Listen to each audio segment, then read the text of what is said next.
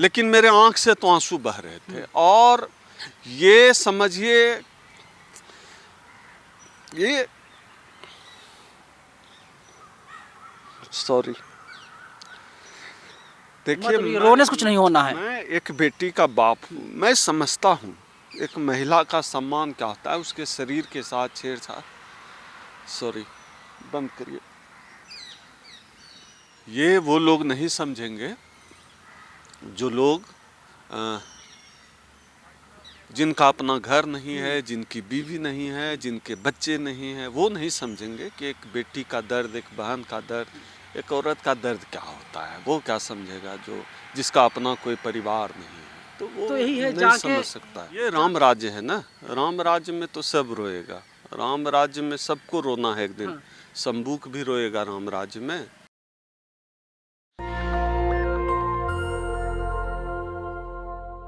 बीते 84 दिनों से मणिपुर जल रहा है, महिलाओं के साथ बलात्कार किया जा रहा है, लेकिन हमारे देश के यशस्वी प्रधानमंत्री नरेंद्र मोदी जी कपड़े बदल रहे हैं, दौरे कर रहे हैं।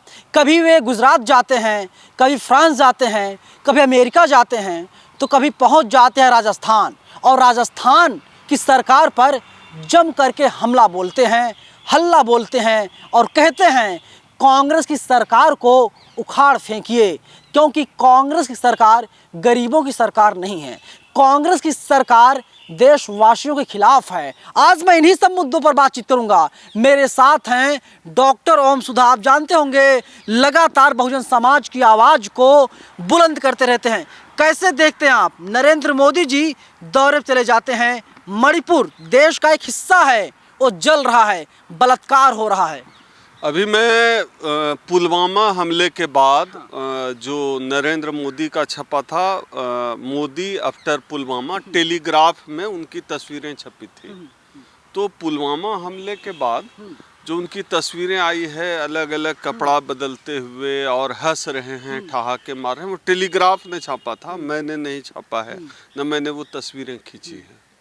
इससे पता चलता है एक बात, और ये मणिपुर में जो हो रहा है, तो मुझे कोई अचंभा नहीं है कि अगर मणिपुर घटना के बाद अगर मोदी जी कपड़े बदल रहे हैं, कभी फ्रांस जा रहे हैं, कभी अमेरिका जा रहे हैं, मुझे तो अचंभा और अचरज कुछ नहीं हो रहा है। मुझे कोई अचंभा और अचरज इसलिए नहीं हो रहा है क्योंकि पुलवामा के बाद जो तस्वीरें टेलीग्राफ ने छापी थी कि ठहाके लगा रहे हैं, तस्वीरें खिंचवा रहे हैं, कपड़े बदल रहे हैं, तो ये यही करने के लिए सरकार और सत्ता में आए हैं।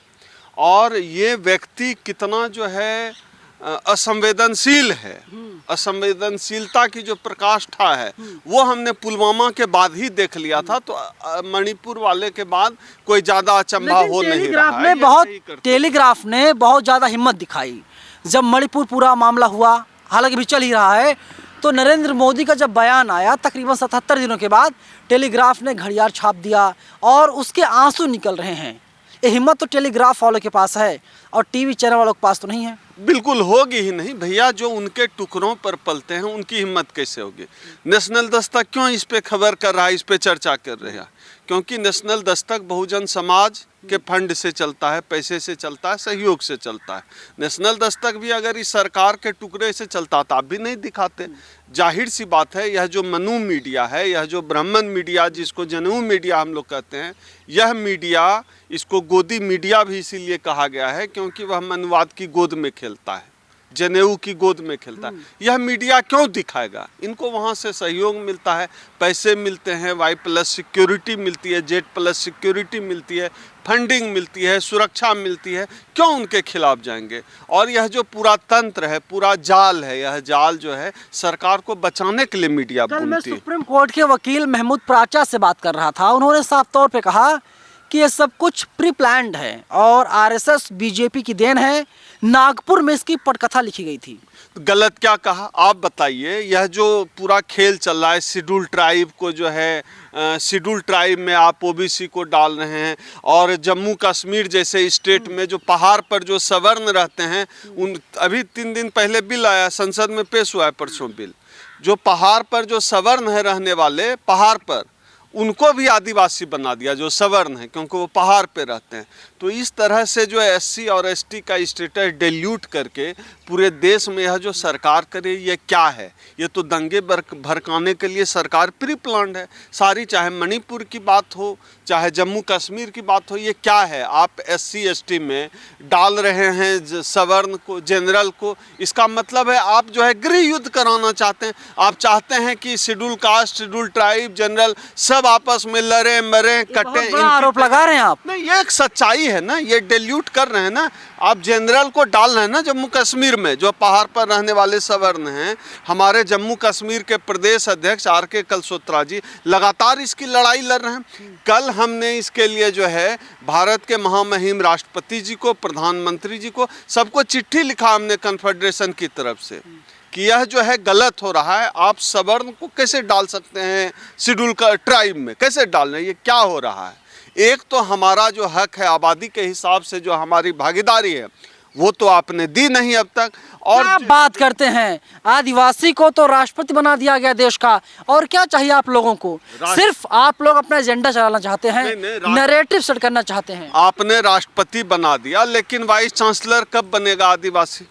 राष्ट्रपति बड़ा, वाइस चांसलर जज कब बनेगा? बड़ा कौन है? जज कब बनेगा? हमारा आबादी के हिसाब से प्रतिनिधि। इतनी छोटी सी बात और इतनी छोटी सी डिमांड हम करते हैं, आबादी के हिसाब से हमें भागीदारी दो, आबादी के हिसाब से हमें प्रतिनिधित्व दो। क्या इस सरकार ने, क्या इस मनुवादी व्यवस्था ने आबादी के हिसाब से हमें प्रतिनिधित्व दिया है? हम इस देश में पहले 85% थे, अब हम 90% हो गए। क्या इस देश में जितने कुलपति हैं उनकी उसकी 90% हिस्सेदारी है SC ST OBC समाज की? क्या जज जो बन रहे हैं उसमें SC ST OBC समाज की हिस्सेदारी है? जाहिर सी बात है हिस्सेदारी नहीं है। और जो कम से कम जगह में हम हैं 85-90%, और आपने हमको 50% के अंदर समेट दिया है, उसमें भी सवर्णों को घुसाए जा रहे हैं, हमारी पोजीशन डिल्यूट कर रहे हैं। इसकी लड़ाई अभी जम्मू कश्मीर में हमारे प्रदेश अध्यक्ष RK कलसोत्रा लड़ रहे हैं। लगातार लड़ाई लड़ रहे हैं हम लोग, लगातार लड़ाई जारी है। यह सरकार इस देश में SC ST की पोजीशन को डिल्यूट करने के लिए, चाहे जम्मू कश्मीर हो चाहे मणिपुर हो, हर जगह यह जो लड़ाने का खेल है, यह जो दलितों को, आदिवासियों को यह जो भड़काने का खेल है, यह खेल इस सरकार का जारी है, यह खेल चल रहा है। और हम लोग लगातार उनके साजिशों के खिलाफ है। अच्छी बात यह है कि जो मणिपुर की जो घटना हुई है उसके बाद कम से कम सोशल मीडिया के माध्यम से, क्योंकि यह जो मनु मीडिया है, यह जनेऊ मीडिया, इससे तो कोई उम्मीद नहीं कर सकते हैं। कम से कम सोशल मीडिया प्लेटफॉर्म के माध्यम से अब लोग जाग रहे हैं, लोग अपनी बात कर रहे हैं। मैं तो आश्चर्य कर रहा था, एक जो है आज तक या जी न्यूज़ की रिपोर्टर ने छोड़ दिया, जो है मेन स्ट्रीम चैनल जी की थी शायद, कोई कंडवाल है नाम, मुझे मीनाक्षी कंडवाल है। हाँ। टाइम्स नाउ नव भारत में थी वो। हाँ, अब उसने अपना यूट्यूब शुरू किया आज मैं उसका, और वो कह रही है अब टीवी कौन देखता है, टीवी में नैरेटिव चलता है। अब आप समझिए टीवी की विश्वसनीयता, जिन्होंने खराब कर दी टीवी की विश्वसनीयता, अब वही लोग रो रहे हैं, टीवी का रोना रो रहे हैं। कौन देखता है टीवी? क्रेडिबिलिटी उन्होंने ही खराब की। तो यह जो एक मिथकीय कहानी चलती है कि भस्मासुर जो है वो शिव के माथे पर ही हाथ रखता है, यह मिथकीय नकली कहानी है।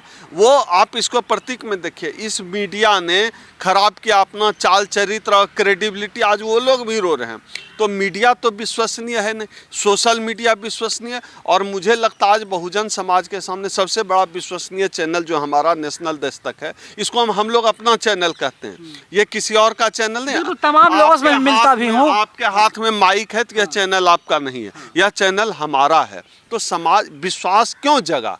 जो टीवी पर हजारों करोड़ लेकर जो है बैठा हुआ है, चैनल का ऑफिस खोल के, दफ्तर खोल के, उसकी विश्वसनीयता नहीं है। लेकिन जब माइक लेकर नवीन नंदन खड़ा हो जाता है, कैमरा लेकर आशीष खड़ा हो जाता है, माइक लेकर शंभू खड़े हो जाते हैं, निधि खड़े हो जाते हैं, उसकी विश्वसनीयता किसी अंजना ओम कश्यप से ज़्यादा है।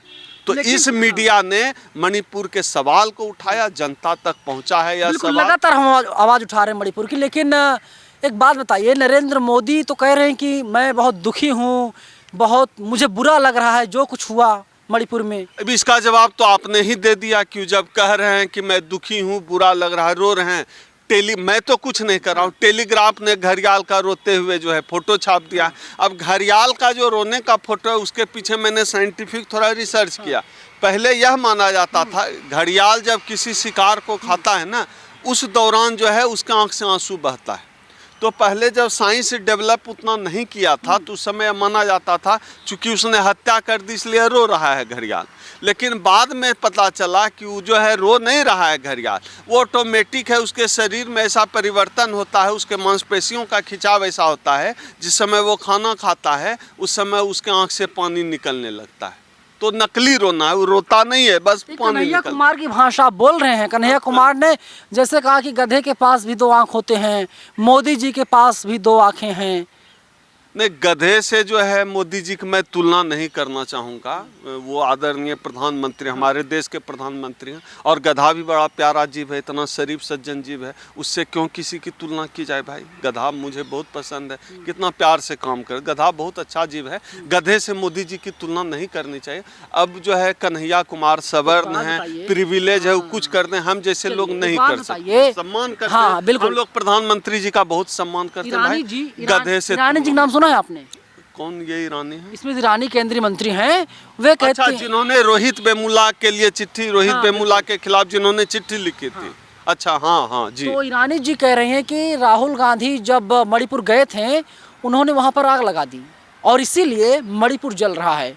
तो नरेंद्र मोदी जी का एक वीडियो भी वायरल है कुछ सेकंड का, जिसमें मणिपुर के बारे में वो नरेंद्र मोदी जी भाषण दे रहे हैं। मणिपुर ये है, वो है, ऐसे होगा, वैसे होगा, जल रहा है। जो मोदी जी ने कहा वही बात तो सच हो गई। अब स्मृति ईरानी जी क्या बोलती हैं तो स्मृति ईरानी जी जाने, लेकिन आज देश में जो स्थिति है, इस भाजपा सरकार की नीति, मोदी सरकार की नीति, मुझे लगता है यह जिम्मेदार है। यह सरकार 2024 के लिए तक के लिए इन्होंने कोई काम नहीं किया है, इसलिए यह सरकार इन मुद्दों को भटकाना चाहती है। बहुत लोग आरोप लगाते हैं कि पुलवामा जो है इस सरकार ने करवाया था। कोई बड़ी बात नहीं है, राजनीति में कुछ भी संभव है, लाशों पे चढ़कर तो राजनीति होती ही रही है। अब संभव है राम मंदिर का समय पता चला उस पर कोई बम फोड़ दे, कुछ भी हो सकता है। सवाल है ओम सुधा जी, ये बताइए मुझे आप कि जिस तरीके से मणिपुर के तमाम लोग कह रहे हैं कि बहन बेटियों के डेड बॉडीज़ को, या जो बहन बेटियां हैं उनके शरीर के साथ खिलवाड़ किया जा रहा है, पूरा बैटल ग्राउंड बना दिया गया, यानी रणभूमि बना दी गई है और उसी पर सारा खेल हो रहा है। नहीं है ही, इस दुनिया में जब भी युद्ध हुए हैं, चाहे कोई जीते कोई भी, लेकिन हारती हमेशा स्त्री ही है, औरत ही हमेशा हारती है। तो यह भी एक युद्ध ही चला रहे हैं मोदी जी, गृह युद्ध चल रहा है, औरतें हार रही है।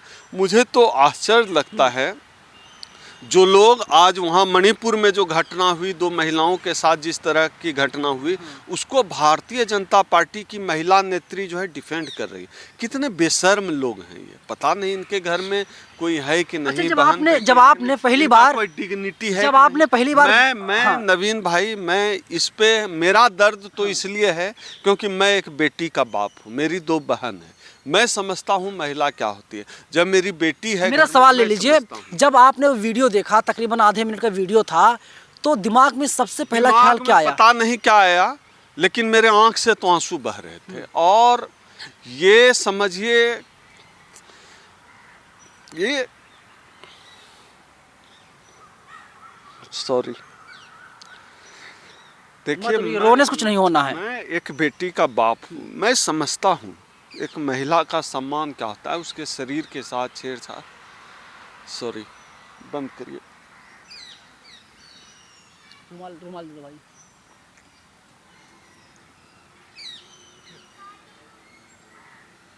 आंसू पूछिए।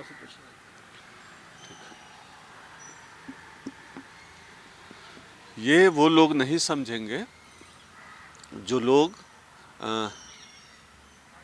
जिनका अपना घर नहीं है, जिनकी बीवी नहीं है, जिनके बच्चे नहीं हैं, वो नहीं समझेंगे कि एक बेटी का दर्द, एक बहन का दर्द, एक औरत का दर्द क्या होता है। वो क्या समझेगा जो जिसका अपना कोई परिवार नहीं है। तो वो तो यही है, नहीं समझ सकता है। जाके पावना फटी भी वाई, वो क्या जाने पीर पर आई। बहुत लोग किताबी बात पढ़ के कहते हैं, लेकिन आप महसूस नहीं कर सकते हैं। जैसे दलितों का दर्द बहुत आदमी किताब पढ़ के बताते हैं, तो वो नहीं चलता है। किताब पढ़ के नहीं, आप जो लोग किताब पढ़ के बात करते हैं दलितों के दर्द की, वो बताएं कि आप किसी के घर गए हो, किसी सवर्ण मित्र के यहाँ, और आपके निकलने के बाद जहाँ आप बैठे हैं उसको धोया गया हो। मेरे साथ ऐसा हुआ है। मैं अपने एक ब्राह्मण, अब मैं तो दोस्त भी नहीं करता, उसके जानने वाले के यहाँ गया था, तो मैं निकला तो मैं अपना कुछ सामान भूल गया। तो मैं जब वापस गया तो अपने बेटे को उसका बाप, मेरा जो साथी था, डांट रहा था कि क्यों जिसको तिसको लेकर आते हो, इसको पूरा धो घर को। तो ये हुआ है। ये दर्द कोई सवर्ण किताब में पढ़ के महसूस नहीं कर सकता है, ये हमारा दर्द है। कुछ क्षणिक फायदे लेने के लिए प्रोपेगेंडा कर सकता हाँ, है, बिल्कुल, लेकिन करीबी बन सकता है, अपना बन सकता है, लेकिन दर्द आप महसूस नहीं कर सकते हैं। दर्द, अब कोई बूढ़ा रिक्शा वाला जा रहा है, रिक्शा चला रहा है, हम बस थोड़ा समझने की कोशिश कर सकते हैं, लेकिन उसका जो दर्द है, जो रिक्शा चला रहा है 80 साल की उम्र में परिवार पालने के लिए, वो वही महसूस कर सकता है, हम लोग महसूस नहीं कर सकते। तो जो दलित होने का दर्द हम समझते हैं, जो किसी बहन बेटी के साथ, इज्जत के साथ खिलवाड़ का दर्द हम महसूस कर सकते हैं। अभी आपने देखा वो एक नहीं। वीडियो वायरल हो रहा है कि एक चैनल के पत्रकार इंटरव्यू किया था, जो रो रहे थे, सब्जी विक्रेता, उनका नाम हाँ, रामेश्वर है, बताइए। नाम में ही राम है, हाँ, राम प्लस ईश्वर, और वे ही रो रहे हैं। ये राम राज्य है ना, राम राज्य में तो सब रोएगा, राम राज्य में सबको रोना है एक दिन। शंभूक भी रोएगा राम राज्य में, और जो बंदर जो पार कराया ना राम सेतु बना के, वो बंदर भी रोएंगे। सबको रोना है इस राम राज्य में, किसी का भला नहीं होना। ये नकली राम राज्य है, सबको रोना। कोई ऑप्शन है?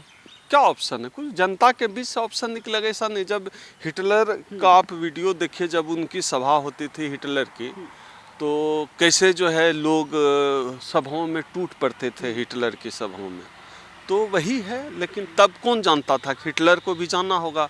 मुसोलिनी जब मरा था, की मौत मरा था, एक महिला ने उसके मुंह पर पेशाब कर दिया था, उसकी लाश के मुंह पर।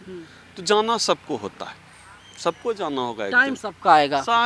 जब इंदिरा की सरकार थी तो कहते थे India is Indira, Indira is India, लेकिन जो है इंदिरा को भी जाना पड़ा था। तो सबको जाना होता है। मेरा आखिरी सवाल है ओमसुधा जी, क्या ये राजनीतिक फायदा लेने के लिए पूरे मणिपुर कांड को अंजाम दिया गया, या फिर जो सिस्टम है फेल है? नहीं, देखिए, सिस्टम से ज़्यादा ये राजनीतिक सवाल है। इस सरकार के पास करने के लिए कुछ नहीं।